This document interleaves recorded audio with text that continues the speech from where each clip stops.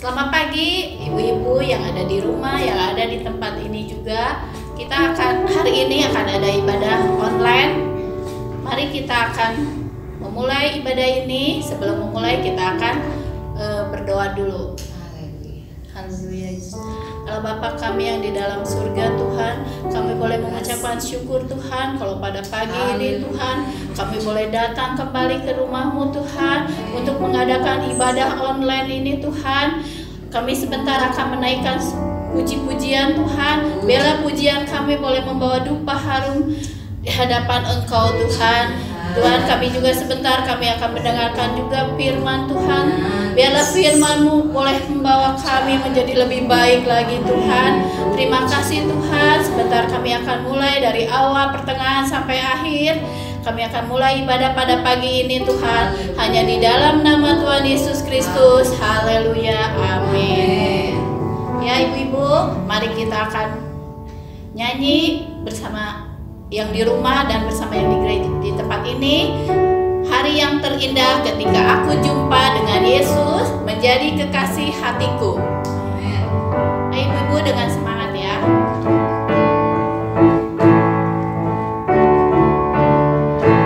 Hari yang terindah ketika aku jumpa dengan Yesus yang menjadi kekasih hatiku.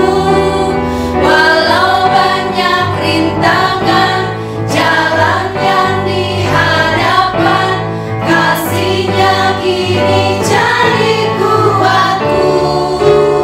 Di hatiku ada cintanya, di hatiku ku cinta padanya.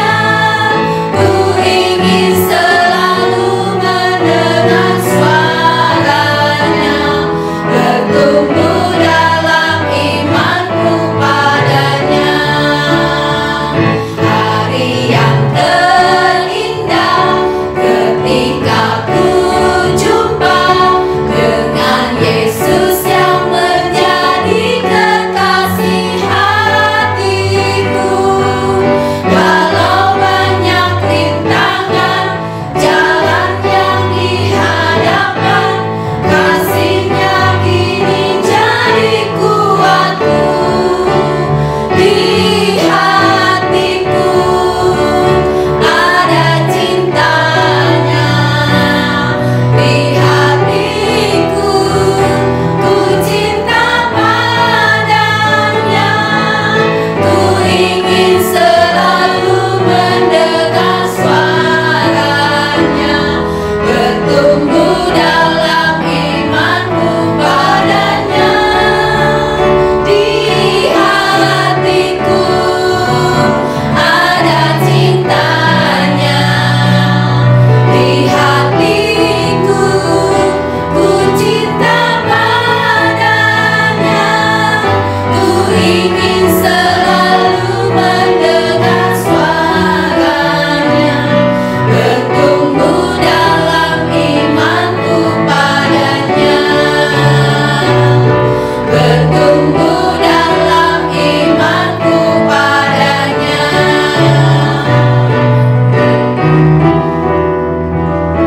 Ya, kita akan naikkan pujian. Yesus kekasih jiwaku, sungguh ku percaya padamu. Yesus kekasih jiwaku, sungguh ku percaya padamu. Karena kasih-Mu padaku, Kau tebus dosaku.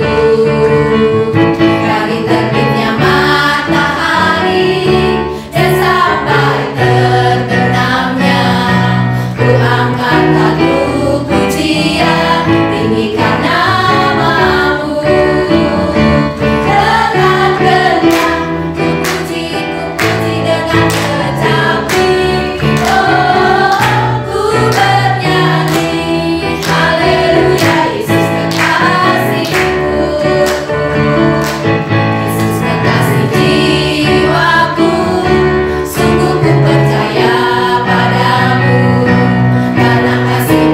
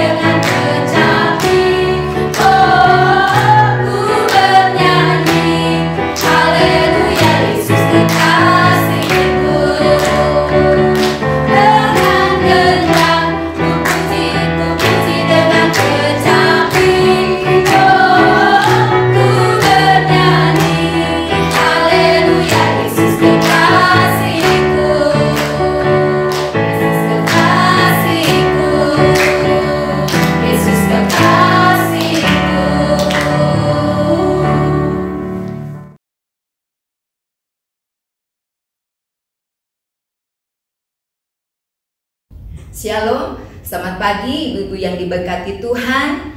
Senang sekali hari ini kita boleh ada kembali bersama-sama untuk menikmati setiap kabar sukacita di ibadah online Komisi Wanita yang ada di GPDI Mahanaim. Kita bersyukur kalau hari ini kita boleh ada, kita masuk di bulan Oktober ini, semua karena kasih dan anugerah Tuhan. Kita semua dalam keadaan sehat, keadaan yang diberkati oleh Tuhan. Tema di bulan Oktober ini adalah kehidupan yang berbuah manis. Mari kita lihat di dalam Yesaya pasal yang kelima ayat yang keempat. Apatah lagi yang harus diperbuat untuk kebun anggurku itu yang belum kuperbuat kepadanya? Aku menanti supaya dihasilkannya buah anggur yang baik. Mengapa yang dihasilkannya hanya buah anggur yang asam? Ini adalah satu ungkapan nyanyian kasih dari Yesaya dan menjadi gambaran juga nyanyian kasih daripada Tuhan kepada umat-umatnya yang digambarkan sebagai kebun anggur. Di sini jelas dikatakan bahwa Tuhan menanti satu hasil yang baik dari kebun anggurnya, tetapi ternyata buah yang dihasilkan bukan berbuah manis, tetapi buah yang asam. Tentu ini sangat mengecewakan hati Tuhan, di mana umat Tuhan hidup di dalam kejahatan, penyembahan berhala, dan sebagainya. Oleh sebab itu, pagi hari ini saya rindu kita semua boleh sama-sama untuk menyikapi setiap kerinduan Tuhan di dalam kehidupan kita. Amin. Ya, sekian lama kita mengiring Tuhan, sekian lama kita sudah berjalan bersama Tuhan, percaya, mengaku Yesus sebagai Tuhan dan Juru Selamat dalam kehidupan kita.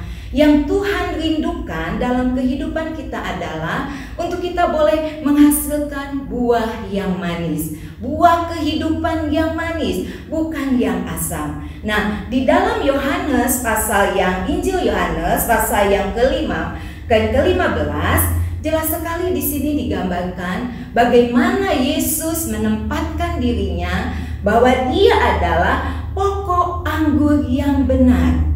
Jadi Yesus sungguh rindu bahwa setiap kita umat-umat pilihannya untuk boleh menghasilkan buah yang banyak. Kita baca di dalam Injil Yohanes pasal yang ke-15 ayat yang ke-16. Bukan kamu yang memilih aku, tetapi akulah yang memilih kamu, dan Aku telah menetapkan kamu supaya kamu pergi dan menghasilkan buah, dan buahmu itu tetap, supaya apa yang kamu minta kepada Bapa dalam namaku diberikannya kepadamu.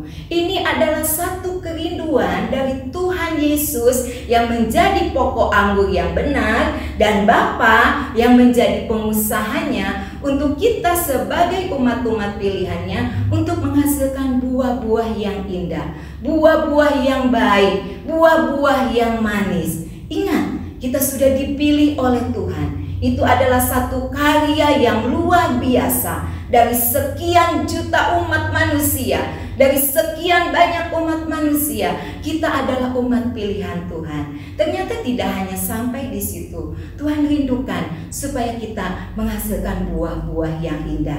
Ya, di dalam ayat yang kelima, di dalam Yohanes pasal 15 ini, ayat yang kelima, akulah pokok anggur dan kamulah ranting-rantingnya. Barang siapa tinggal di dalam aku dan aku di dalam dia, ia berbuah banyak. Sebab di luar aku kamu tidak dapat berbuat apa-apa. Ini firman Tuhan. Yesus sendiri menjelaskan bagaimana posisi Yesus sebagai pokok anggur dan kita umat pilihannya sebagai ranting-rantingnya. Ketika hidup kita melekat kepada Tuhan, ketika kita terus menempel pada pokok anggur yang sejati, pokok anggur yang benar, maka kita bisa menghasilkan buah yang banyak. Ingat ya, bukan hanya sekedar buah yang biasa-biasa saja, tetapi buah yang banyak yang Tuhan rindukan dalam setiap kehidupan kita. Ibu-ibu yang diberkati Tuhan, siapapun pagi ini yang boleh menyaksikan firman Tuhan ini, mari saya rindu kita semua boleh kembali mengoreksi kehidupan kita semua. Berapa lama kita sudah menjadi umat Tuhan? Berapa lama kita sudah menjadi orang yang percaya kepada Tuhan? Mungkin semenjak kita dari kandungan ibu kita, bahkan semenjak kita lahir, ya kita sekolah minggu dari kecil, kita sudah menjadi miliknya Tuhan. Tetapi mari kita renungkan kembali kehidupan perjalanan hidup kita. Apakah kita sudah menghasilkan buah-buah yang indah? Dan saya bersyukur kalau kita sudah mengeluarkan buah-buah yang indah. Mari lewat renungan firman Tuhan pagi hari ini mengajak kita untuk lebih lagi menghasilkan buah yang indah. Karena ini yang Tuhan rindukan. Kita menjadi umat yang produktif, yang menghasilkan.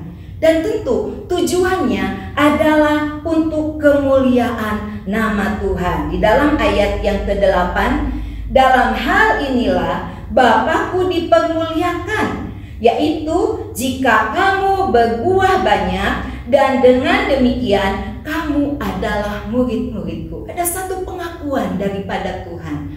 Ketika kita berbuah banyak, berbuah tetap, ya, kita menjadi murid-muridnya Tuhan. Tentu di dalam proses berbuah ini bukan hal yang sederhana, bukan hal yang mudah.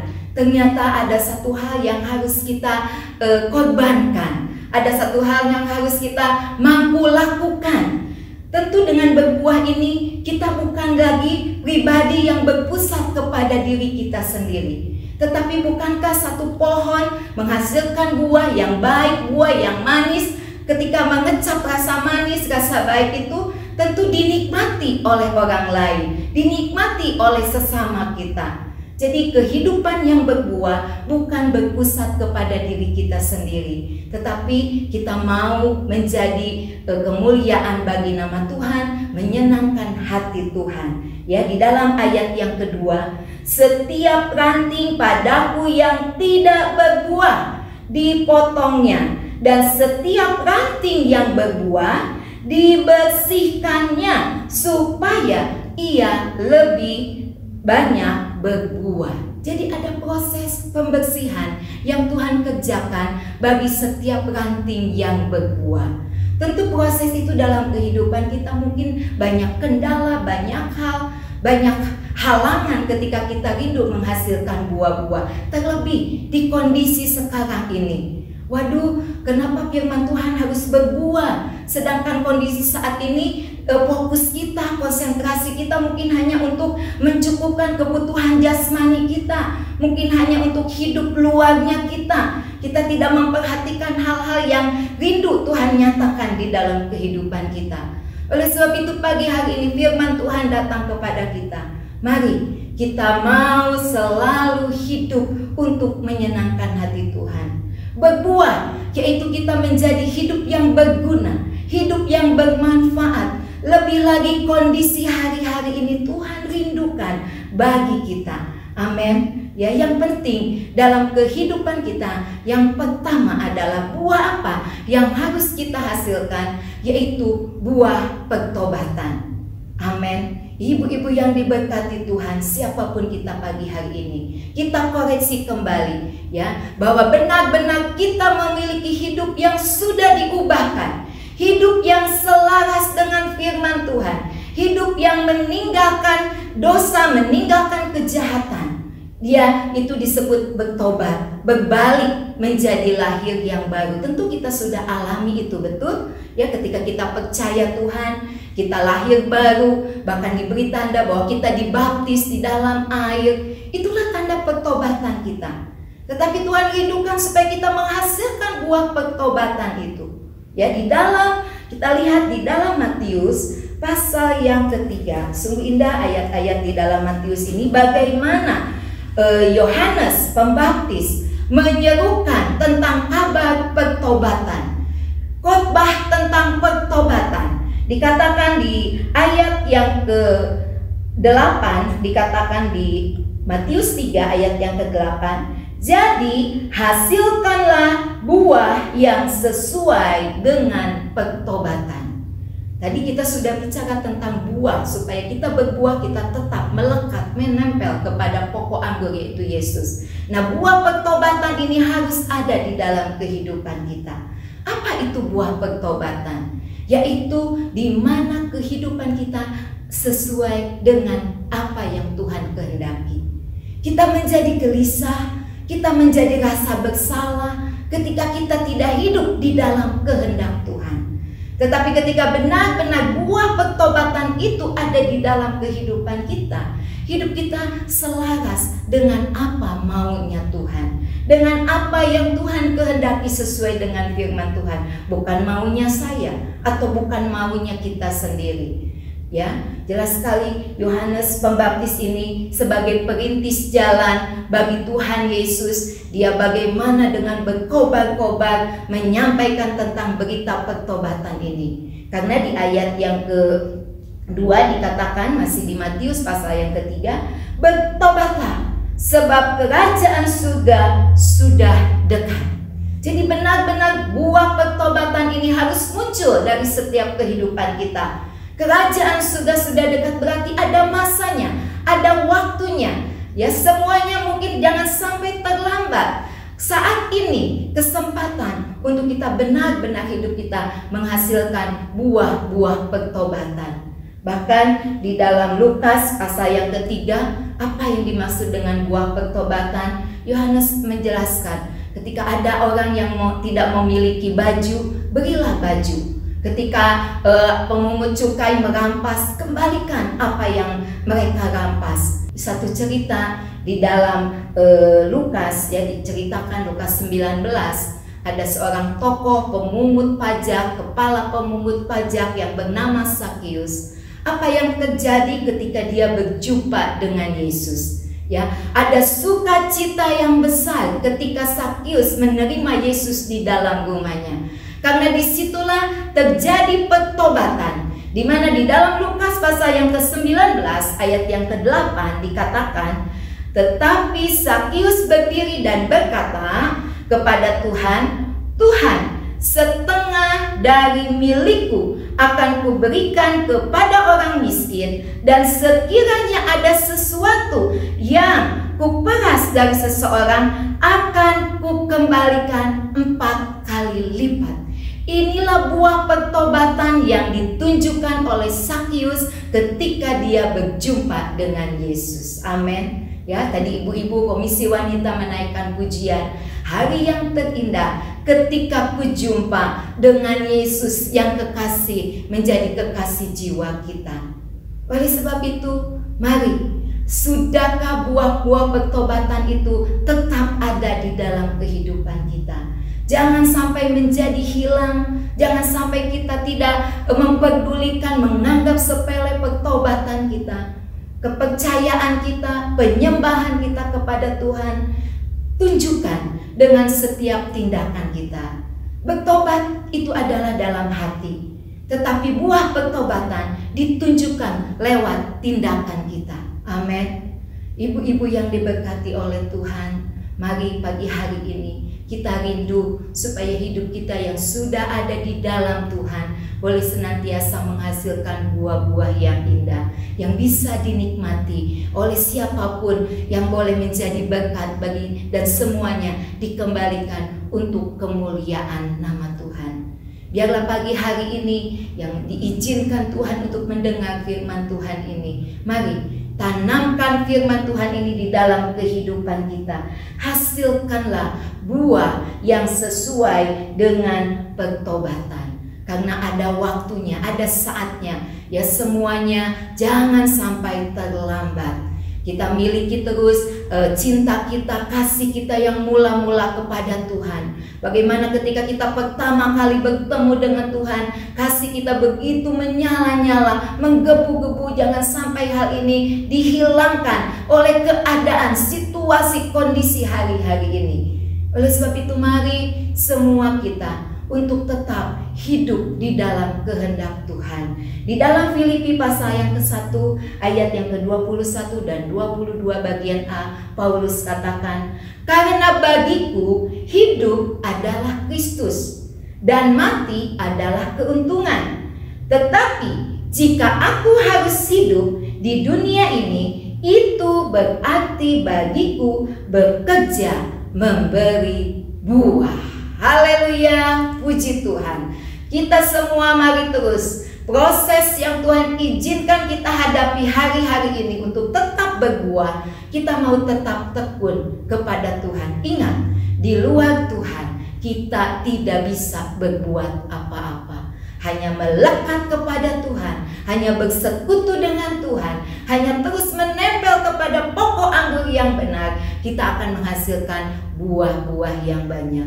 Biarlah pada pagi hari ini kita ambil komitmen, kalau ku hidup, kita hidup bagi Tuhan. Biarlah hati kita tetap menyembah Tuhan, mata kita tetap memandang Tuhan. Tidak ada yang memisahkan kita, sehingga kita tetap menjadi umat-umat pilihan Tuhan yang produktif, yang menghasilkan buah-buah yang banyak. Dan biarlah kita semua boleh menjadi kemuliaan bagi nama Tuhan. Tuhan Yesus memberkati kita semua. Puji Tuhan.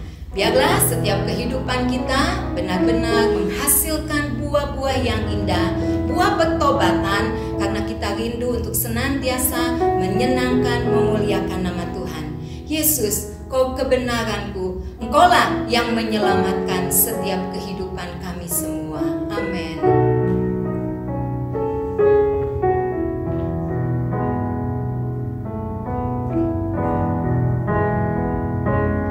Yesus, Kau kebenaran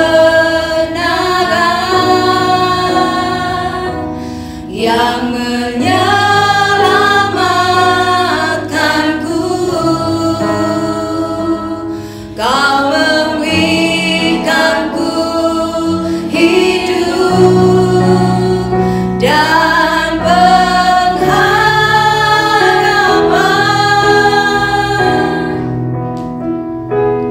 Ku ikut kehendak-Mu,